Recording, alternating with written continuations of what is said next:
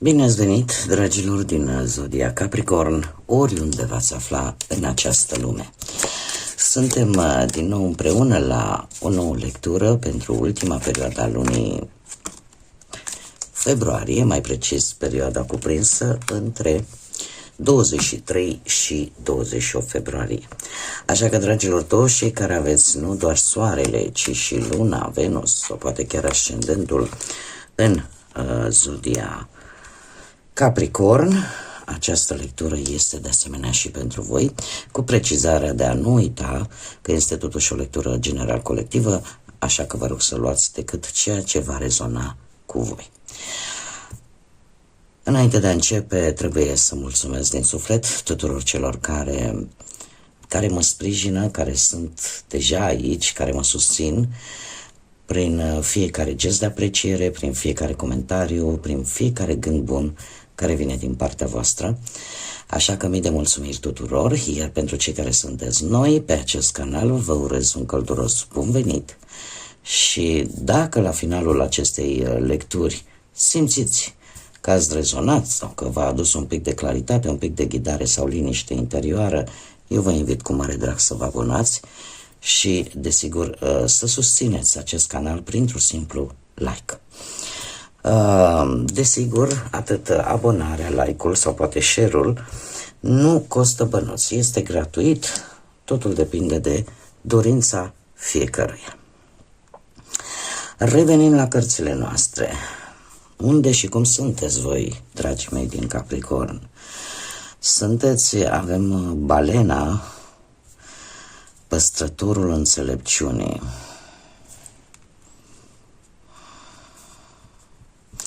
Foarte interesant. Dragii mei, o comunicare sau o înțelegere foarte profundă a unor situații sau unor lucruri legate posibil de o persoană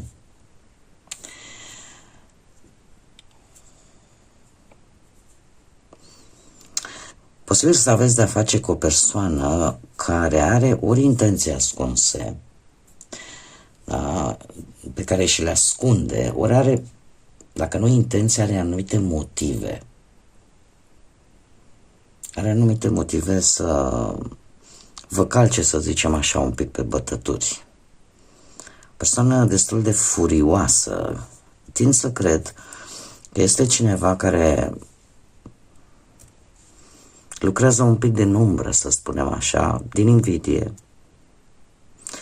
Iar voi aveți capacitatea să vedeți dincolo de acțiunile, de cuvintele acestei persoane și cumva să vă dați seama din comunicare, din dialogul cu această persoană, să vă dați seama cam despre ce este vorba sau ce își dorește această persoană sau de unde a pornit furia asta, poate vis-a-vis, nu știu, de o situație comună sau chiar vis-a-vis de voi. Ce este în schimb foarte interesant, avem ochiul. Ochiul care poate lucra în ambele sensuri. De ce? Ori sunteți priviți cu invidie,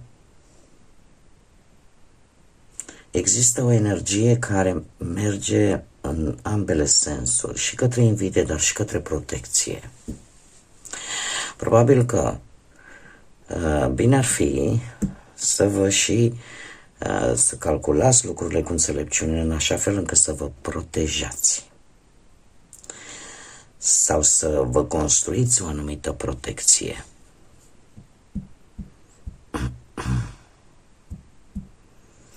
Să vă construiți o protecție. Nu știu,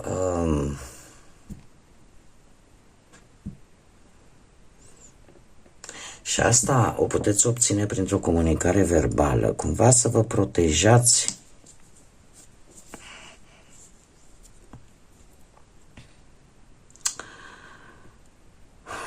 e clar că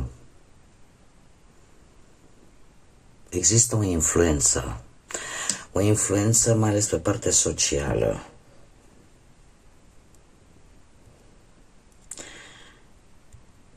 E posibil ca unele persoane din exterior să vadă această atitudine. Aici am două variante.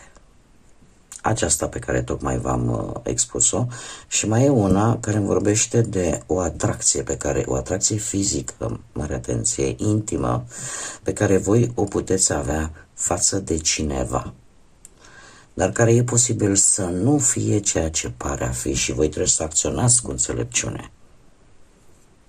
Să analizați și să vedeți dincolo de aparența fizică.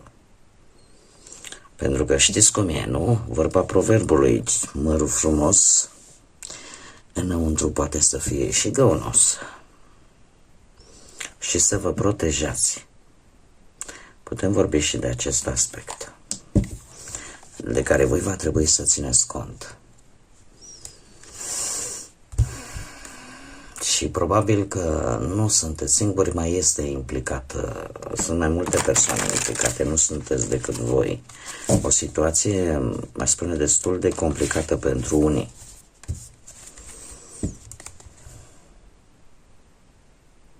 Cereți ajutor, cereți orientare. Faptul că avem ochiul care îmi poate vorbi atât de protecție, cât și de invidie, și o energie care poate merge în oricare direcție, una din două. Cei care sunteți buni creștini, cereți sprijin și care rezonați, desigur, și cu mesajele pe care eu vi-le-am spus. Haideți să vedem ce ne spune tarotul și ce vine pentru dragii mei din Capricorn în săptămâna 23-28 februarie.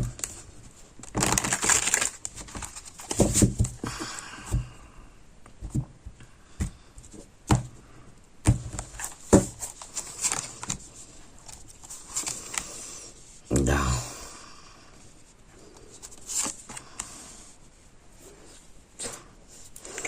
Interesant. În afară de energia de pământ, care e posibil să vă aparțină, da, cu acest cavaler de monede, totuși avem și un cavaler de spade, energii de apă, de aer, mă scuzați, Gemeni, Balanță sau Vărsător. Care este provocarea voastră? Să renunțați la ceva, să lăsați în urmă ceva, pentru că se va dovedi că nu este ceea ce voi așteptați.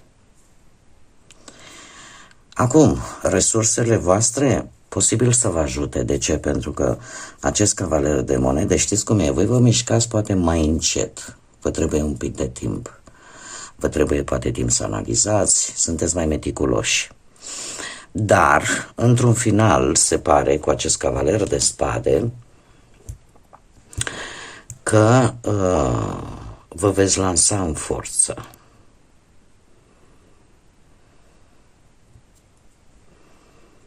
Dar, cum bine am văzut, organizat și cu și un pic de sprijin, aș spune. Aș spune mai degrabă că provocarea aceasta pentru voi nu e neapărat una, să zicem, fizică, ar putea să fie. E mai mult una emoțională. Prin faptul că voi poate vă detașați de o persoană, vă retrageți dintr-o anumită situație sau pur și simplu renunțați la ceva care nu mai oferă satisfacție. Cumva, într-adevăr, este destul de dificil pentru voi să renunțați, să plecați în sine. Dar de ce? Pentru că voi sunteți rezistenți, voi vreți să construiți, vreți să reparați. Doar că optul ăsta de cupă e ca și cum ți-ar spune, nu mai trebuie investit unde nu crește nimic. Și avem de asemenea și cavalerul de monede, care foarte bine vă poate reprezenta pe voi, da, cum am mai spus, reprezintă zodiile de pământ, cumva te ajută foarte mult, dragă Capricorn, pentru că nu iei lucrurile impulsiv în primă fază. Adică și dacă pleci, și dacă ieși din această situație cumva, o faci calculat, nu te grăbești. E ca și cum ai zice, nu rup poduri fără să știu pe unde merg, pe unde calc. E ca și cum ai zice, mă retrag, dar știu exact ce fac. Iar energia acestui cavaler de spade, care, așa cum am mai spus, poate sau nu să aibă legătură cu zodiile de aer, Gemeni, Balanță sau Vărsător, sau voi să aveți poate un ascendent în aceste zodii, care să vă și ajute cu atât mai mult, aș spune că într-un fel sau altul vei spune ceva clar, vei spune ceva tranșant, fără cale de întoarcere. Nu e neapărat haos. Eu aș zice că e o decizie pe care voi o să o pregătiți, dar care într-un fel sau altul va fi spusă într-un mod foarte direct, foarte exploziv, într-o anumită discuție, într-un anumit dialog. De ce? Pentru că ceva trebuie spus, pur și simplu. O clarificare, o limită, o poziție fermă, după o analiză îndelungată. E ca și cum ai zice, nu mai accept asta, asta e decizia mea și nu mă mai întorc. Da? Este o energie matură, nu neapărat isterică, ci pur și simplu analizezi situațiile, că e vorba de muncă, că e vorba de bani, că e vorba de dragoste. Se aplică pe orice domeniu al vieții. Da? O săptămână de detașare, o săptămână de plan bine făcut și cu o discuție clarificatoare. Cumva aș spune că asta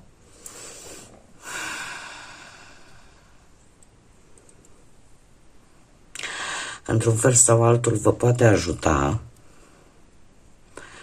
ori să vă hotărâți să faceți ceva nou, poate în domeniul profesional, ori să cereți ceva, poate la actualul loc de muncă, dar ceva, cum să spun eu, hotărât. Cumva aș numi-o și o retragere strategică urmată de un adevăr spus direct.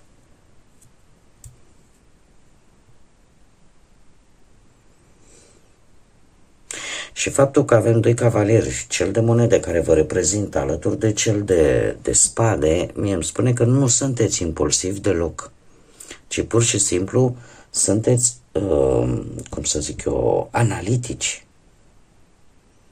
Sunteți controlați. Nu e o decizie care să o iei la nervi. Va fi o decizie care este analizată pe toate părțile.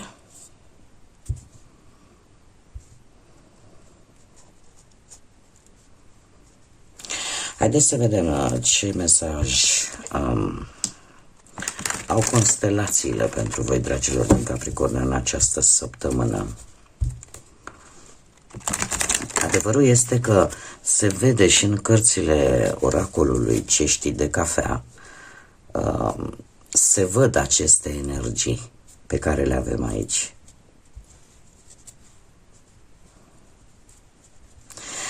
Haideți să vedem ce mesaj au constelațiile pentru dragii mei din Capricorn în săptămâna 23-28 februarie.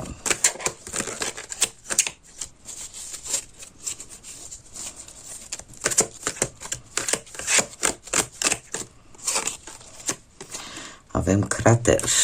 Ia să vedem. Ospitalitate, a împărți și a celebra. Bucură-te de momente semnificative în viață. Împarte bucuria cu prietenii și menține pasiunea pentru viață. Ce v-am spus, această decizie pentru unii dintre voi, poate nu neapărat pentru toată lumea, dar pentru unii dintre voi, hotărârea cu care voi veți spune ceea ce vă deranjează, ceea ce voi considerați că nu mai merge în felul ăsta, că ceva trebuie schimbat, chiar ar putea să vă ajute să cereți ceva. Ceva să se schimbe. De aceea avem și acea energie care poate merge în ambele direcții. Poate merge către renunțare sau poate merge către a obține. Acum depinde de situație și ceea ce vă doriți voi. Care sunt situațiile la care adaptați voi aceste mesaje. Dar aici avem totuși ideea aia de a te bucura de anumite momente semnificative care vor avea loc în această săptămână și nu singuri, alături de cei dragi vouă până la urmă. Și să nu uitați să mențineți pasiunea pentru viață. Destul de interesantă, nu? Lectura voastră, dragii mei din Capricorn. Acestea au fost mesajele pentru voi pentru această ultimă săptămână de februarie. Eu sper că aceste mesaje v-au adus așa un pic de ghidare, un pic de claritate. Vă mulțumesc că ați fost încă o dată alături de mine și până la o nouă lectură, când ne vom reîntâlni, dragii mei, nu uitați, sunteți suflete frumoase, așa că zburați înalt și lăsați iubirea, credința și pacea să vă însoțească la fiecare pas.